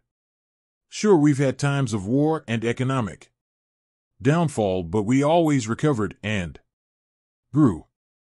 So when you're expecting that the world economy will not grow, you're actually betting against mankind. I don't believe that. Humans always find a way to survive and prosper. That's simply what we do. You must believe that we live in an abundant world. There is enough opportunity and riches for everyone. So never allow yourself to think that you won't make it. What is that good for? If you can't find the right career, create one. You know, life is not easy. And it's also not easy to find a career that truly satisfies you both mentally and financially. I know that millions of people faced that challenge. But I also know that many of these people limit themselves by thinking that they can't create a career. Similar to how I think entrepreneurs and companies should create market share, I also believe that individual people should create a career. I recently met a chief happiness officer at a non-tech company, which is pretty unusual. I did some research, and it appears that Ronald McDonald was the first who had the Cho title in 2003. After that, tech companies started adopting the title It's very simple. A CHO is responsible for the wellness and happiness of employees. I also read that Tony, CEO of Zappos, is a big advocate of employee happiness. But here's the thing: traditional companies think it's. Initially, the company I mentioned before shared that thought. And naturally, they didn't have a CHO position. She told me she had to create the position. In the past, leaders believed that the only reason people will work for you is because of the salary. The more money you offer, the better the people you attract. That might be true for some, but more money is not always better. Many people care more about having fun at work, feeling appreciated, and being happy. And that's what the CHO does successfully. Here's the thing: it doesn't matter what others think. If you believe in something and if you can create value, go for it. There are always people who say things like, "No one needs this, your work is garbage, you're wasting your time." Don't listen to the naysayers. Let them drown in their own limiting beliefs. Instead, do this: create. There's enough opportunity for everyone in the world. The problem is that most people don't use the opportunities. If you want to have a specific career, go out there and create it. The same is true for your business. And don't focus on limited resources, naysayers, or any other reason you should not do it. Adopt an abundance mindset. Before you know it, you'll have so much opportunity that you don't know what to do with it. In the Netherlands, we called that a luxury problem. Believe me, it's the only problem that you want to have. All strength comes from repetition. The biggest mistake you can make is to ignore the basics of your profession. This is true no matter what you do, where you live, or who you are. When you ignore the foundation of what makes you a good person, athlete, friend, entrepreneur, student, etc., you will never be consistent. That's the biggest lessons I've learned from studying athletes. People who play professional sports are under constant pressure to perform. Take Daniel Cormier, the current UFC light heavyweight champion and former Olympic wrestler. The 38-year-old champion has an impressive career until now. He won multiple gold medals as a wrestler, and in MMA he has won 20 of his 22 fights in total. He's considered as one of the best. On top of that, he's also a combat sports analyst and co-host of UFC Tonight on Fox Sports. The man is highly active. What is his key to success according to himself? Focusing on the basics. He says you don't get to the highest levels of the sport without having the basics in order. That's not only true for sports, it's also true for everything else in life. Writing, speaking, selling, leading, you name it. Without having the basics in order, you'll never achieve your full potential. Repeat the basics. And there's only one way to improve the basics: by repetition. You get stronger by lifting weights rep after rep. You build stamina by performing anaerobic exercise. We all know that. But how about your mind? How do you become mentally stronger? And why does it even matter? The answer is simple: everything starts with the mind. Stephen Pressfield, the author of The War of Art, said it best: long term, we must begin to build our internal strengths. It isn't just skills like computer technology. It's the old-fashioned basics of self-reliance, self-motivation, self-reinforcement, self-discipline, self-command. But my challenge was always, how do you do that? I know how to get physically stronger, but I never knew how I could get mentally stronger. And whenever people told me it's all About life experience, I always thought there was a better way. Let's be honest, who wants to wait until they are 70 to get mentally strong? Some things can be done faster, especially if you keep repeating the basics, because that's when we screw up most of the time. We think we know everything. Stay a beginner.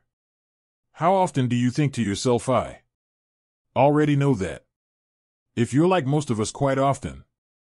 One thing we have to remind ourselves is that the people who think they know everything are the biggest losers in life. I meet people all the time who think they know everything. And I don't even mention people on the internet. A lot of commenters always want to show how smart they are and that this is so obvious. Well, that's not how the greatest people in the world approach things. Muhammad Ali once said that it's the repetition of affirmations that leads to belief. And once that belief becomes a deep conviction, things begin to happen. When you repeat the basics, you don't only become great, you will stay great. It's a challenge that all high performers face. I repeat the basics of many things in my life: fitness, philosophy, kindness, business, writing. For example, I reread my favorite books on Stoicism every month to exercise my mind. I regularly grab the elements of style by Strunk and White to repeat the basics of simple and effective writing. If I don't repeat these things, I simply forget about my philosophy for life or how to write good articles. That's how our brain works. Without repetition, we forget things easily. I always look at myself as a beginner. That's one of the first and most important lessons I learned from my mentor. He's now in his 70s and still considers himself as a student of life. I have the same approach to business.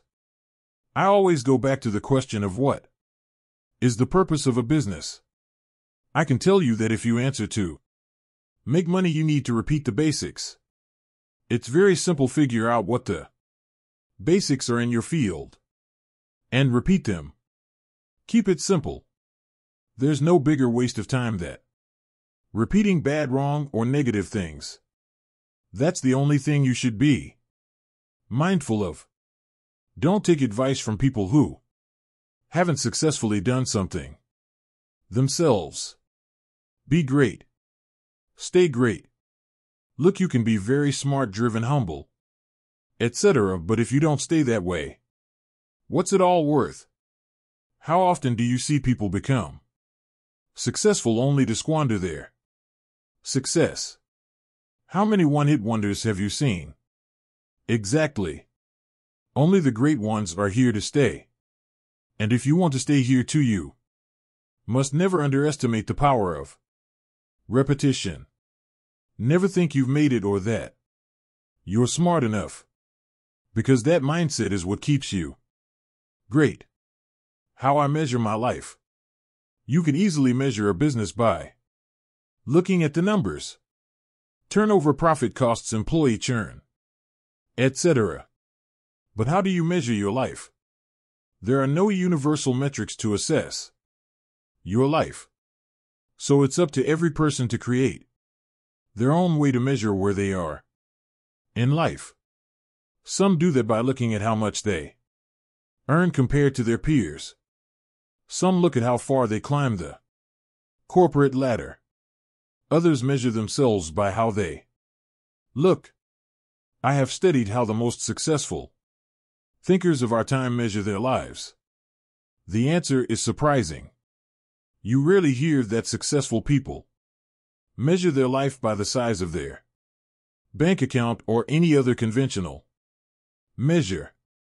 Instead, people who are considered successful in the eye of society often look at these three factors: 1. Energy, 2. Work, 3. Relationships. I've experimented with improving all the three above things. What I found is that they are all closely related. When I have high energy, I'm in a good mood, and when I'm in a good mood, I do better work. And when I do better work, I feel satisfied with my life, so I can give more to the people in my life. And that improves my relationships. And what's the secret to a good life? Good relationships.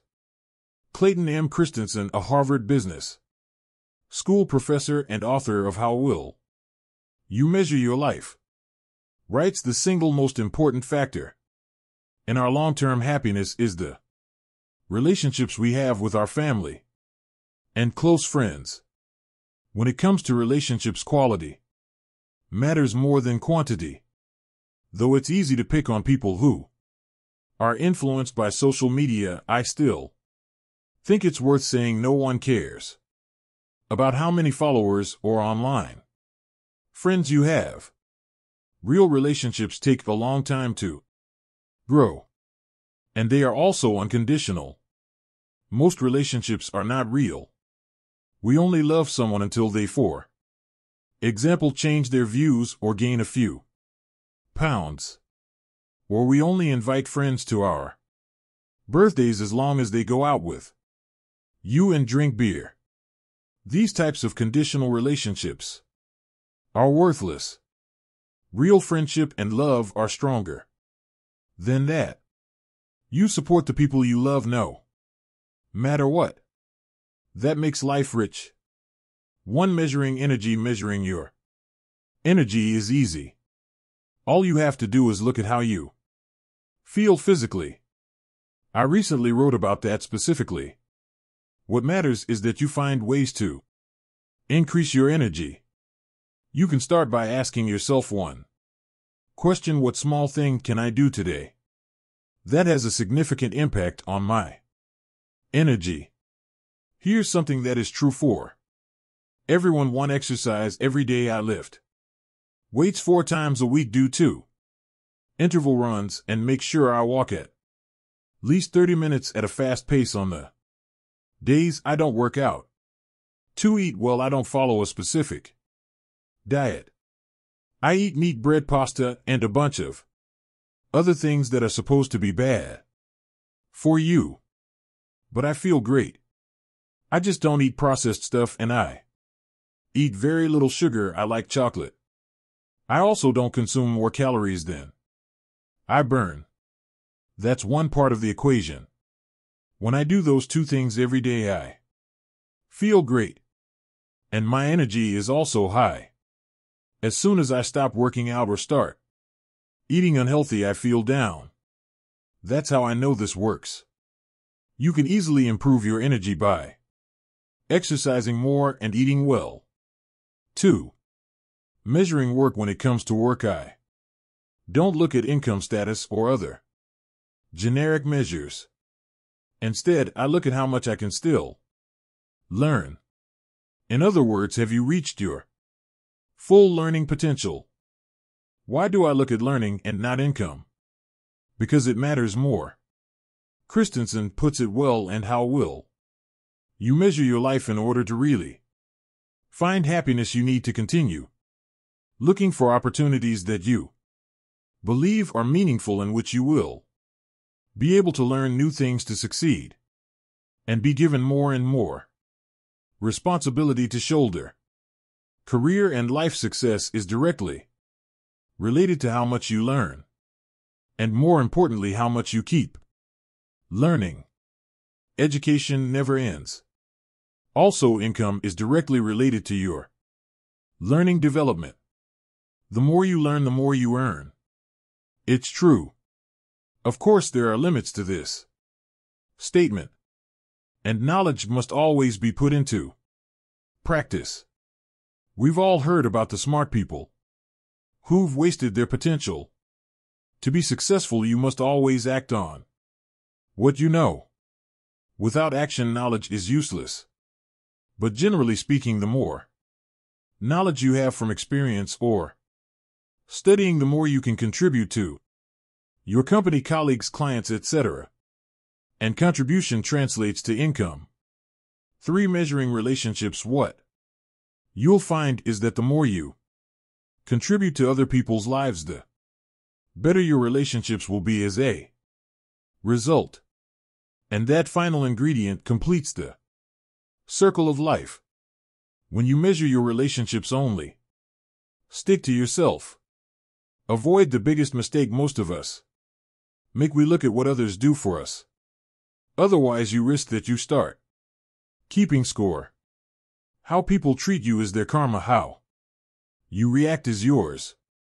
As the late Wayne Dyer said, instead of looking at how others treat, you measure how much time and energy you put into your relationships.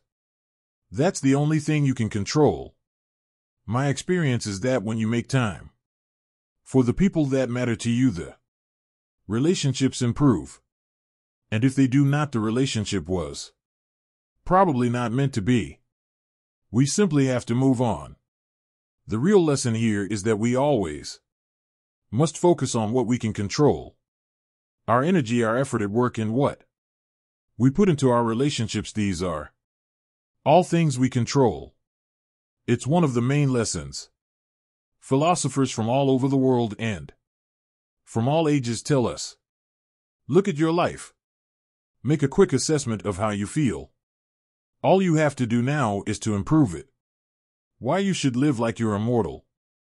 It seems like all my peers have this idea that being young is an excuse for not living a satisfying life.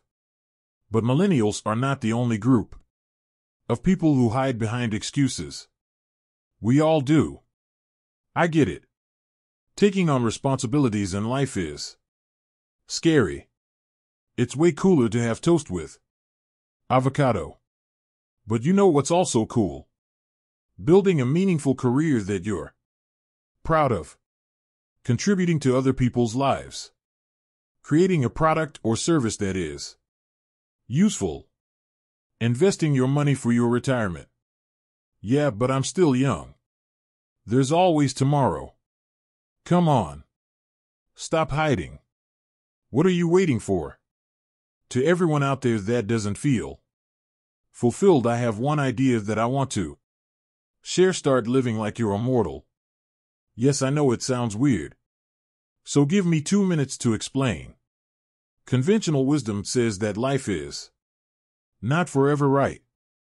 Life is short. YOLO. Live now. And I agree with that as well.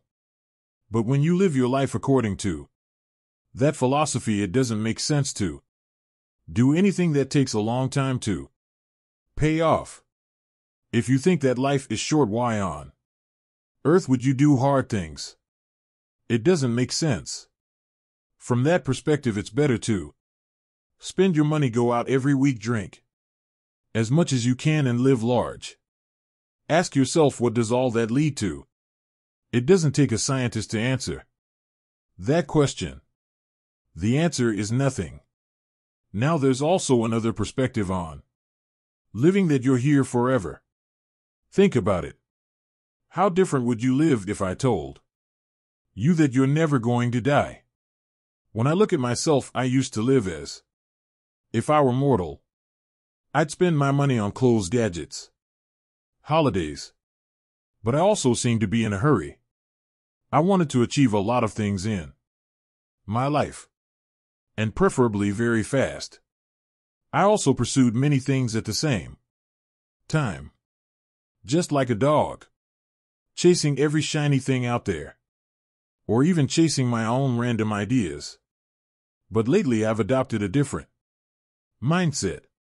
It's an idea of what if I were immortal. I know it sounds like I'm working on a hyperbolic chamber that promises eternal life. But trust me, I'm not that delusional. I'm talking figuratively. The first time I got this idea was when I read one of Marcus Aurelius' meditations. Think of yourself as dead. You have lived your life. Now take what's left and live properly. I'm particularly referring to the last part, living properly. What does that mean? I think everyone has a different perspective. To me, living properly means that I'm satisfied with my life, that I can look myself in the mirror and Genuinely say I like my life. Was I truly satisfied when I lived my life in the now? No, not really. I didn't have a real career or a house or anything that I was proud of. And why was that? I was too focused on the now. I wanted things to happen fast. Before you know it, you'll be dead. Now that mindset is fine to get started.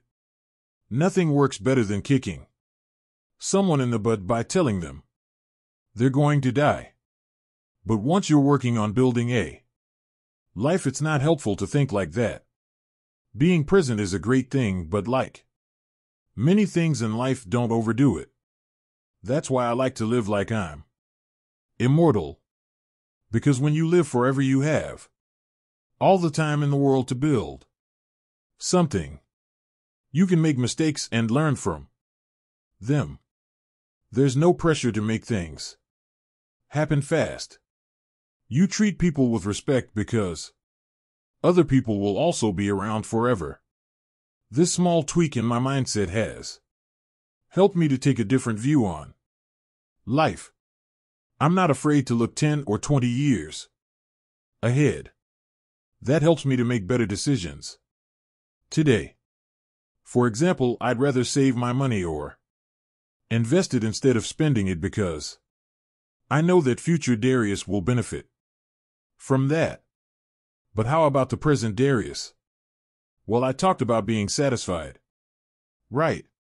Odd enough, I'm more satisfied when I save my money, or when I eat healthy food or work out every day. When I think about this idea, I find it fascinating how well it works. We all know we're going to die. I recently even wrote an article about it. That's a good and bad thing. Good because it gives us urgency. Bad because we lose sight of the big picture. How do you live? Like a mortal or a mortal person? Whatever it is, I hope you're satisfied with your life. Because at the end of the day, that's what matters most. The power of compounding. You can achieve anything if you stop trying to do everything. Do you have a long list of goals, desires, and wants for your life? Do you want to learn more? Earn more? Improve your skills? Get the most out of your relationships? Life better? All those things are good. Life is about moving forward and making consistent progress. However, there's one important thing about all this working, hustling, striving, and achieving more. You can't do everything at the same time. That's common sense, right? You only have so much time and energy. So if you take on too many things, you end up spread too thin. Instead, it's much more effective to focus your effort on one thing. Success adds up. Real success happens when we focus on one thing at a time. The first time I discovered that idea was in high school. When I was preparing for my final exams, I decided to study only one subject at a time, and I only moved on to the next when I fully grasped the material. I noticed that I could learn something way faster if I immersed myself in it for a few days. Most of my peers studied multiple subjects a day. I never liked that approach because it's too scattered. If I'm working on a project at work, I don't pick up another big project. If I'm working on a new course for my blog, I don't start writing a book at the same time. That strategy helps me to get things done quicker and better. Hence, I achieve much more when I give my attention to one thing. Gary Keller and Jay Papasan, authors of The One Thing, which is a great book about this same concept, said it best. Where I'd had huge success, I had narrowed my concentration to one thing. And where my success varied, my focus had 2. Are you working on a lot of things? Is your attention not on one thing? There's a big chance that you will not achieve the best possible results. Or worse, you might fail if you try to achieve many things at the same time. The reason is simple: most of us believe that success happens all at once. Real life is different. Keller and Papasan put it well: success is sequential, not simultaneous. Things add up. You learn one skill, then another. You finish one project, then another. Over time, your accomplishments add up to form an impressive feat. This is especially true for money. Most people earn their money over time. Few people make a big financial splash. Forget about the Conor McGregors and Evan Spiegels of this world. These are people who hit the career jackpot. But you don't need special talent or skills to succeed in life. If you take the long road, achieve one goal after the other, and build up your wealth step by step, you are more likely to live a good life. It's simple. And it always works. People who say it doesn't just haven't had the patience to apply it to their own life. One of my mentors owns a few dozen properties worth millions. He acquired his wealth over time. He's in his 60s now. You see, things take time. And when you combine patience with compounding, you achieve the biggest results. And these are not extraordinary things. I'm not promising you a gold medal at the 2020 Olympics or that you'll become the next Zuckerberg. Everyone can save money, improve their skills, and create wealth. The impact of long-term compounding. It's incredibly corny example, but take Warren Buffett. This is how he built his wealth over time. Source thought of is Con. Don't look at the numbers or random x-axis. Look at the relative growth. Between age 32 and age 44, Buffett improved his net worth by 1,257%.